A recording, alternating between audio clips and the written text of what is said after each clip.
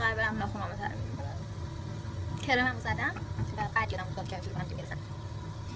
من سریع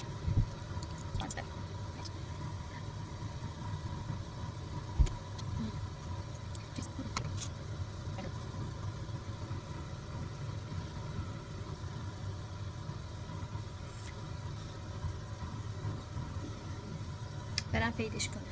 یه جوری فیدش کردم انگار هیچی نزدم. خب دختر یه خورده بذارین زیر یه چی بمونه. حالا شد دیگه، کارش نمیشه. وارد مرحله بعد میشیم. رشگونه شده ای من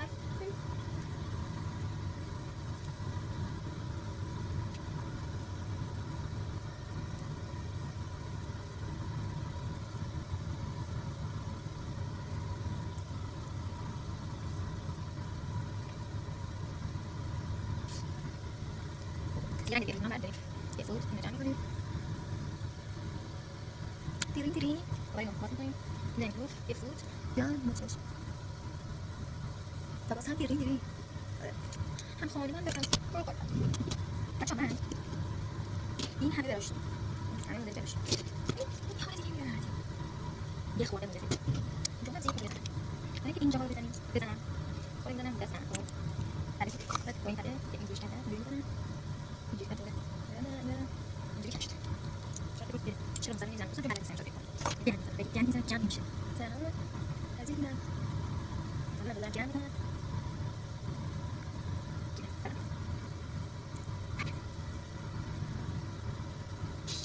خب من یه ذره موقعی که برام چطور کنم. می‌ذارم علی من. من جایی که حس کنم. همین واقعا نبی. بچه‌ها اینا نگفتم که من اول قرار برم تمرین تئاتر، بعد قرار برم ناخونم تمرین کنم. بعد حالا نمیدونم منو با این آرایش راه میدن سر کلاس یا نه. حقیقت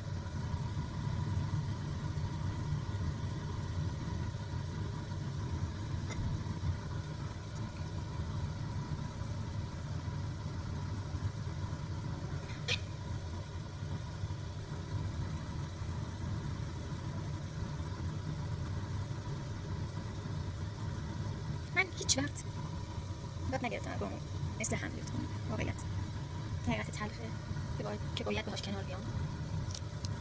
خب از این از اونجایی که من هیچ وقت که اخیراً دیگه ریمیل نمیزنم چون من خوشگل چشم دارم و به شدت هیلک میزنم، بخاطر همون میریزم جلو سیماف میکنه خیلی زفت میشه. پس سلام اینجا شما بیاده دوست با واقعا سه سه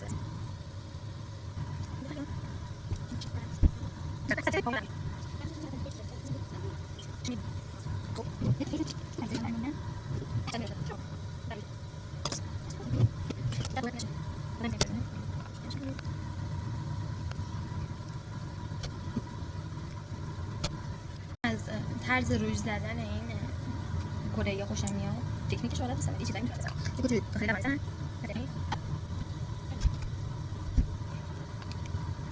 حالا همون هم شبیه شدنش. همون نمیتونم در بیارم.